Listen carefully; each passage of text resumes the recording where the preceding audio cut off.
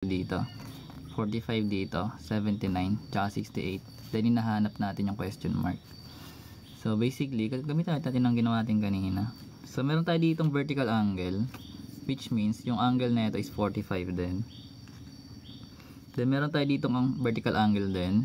So this is also 75. So pag inad natin yung 45 tsaka 75, makakakuha tayo ng 120.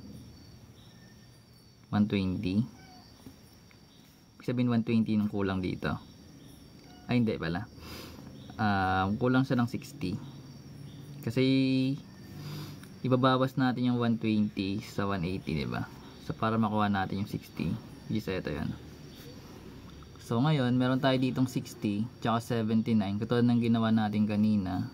Pag inad natin yung 60 tsaka 79, makakakuha tayo ng 139. Sabi sabihin, yung total na ito guys, 139 sila.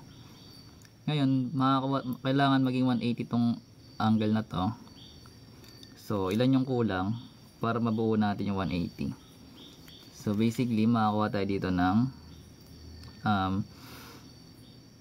141 para maging 180 siya, diba? So, magiging 41 yung angle na ito.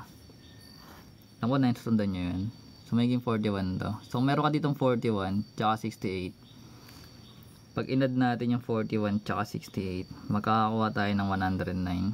So basically, dahil remote na to guys, 109 na rin to. Or kung ayaw mo ng ganun na way, edi ibawas natin yung 109 sa 180.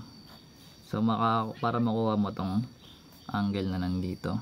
So basically, ito guys, pag binawas natin, magiging 71. So kung 71 to, pag inad mo tong tatlo, that is 180.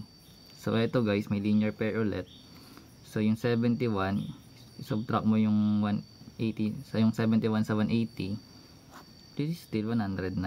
So 109 pa rin yung question mark natin. So 109 dapat yung sagot. That's correct. Very good.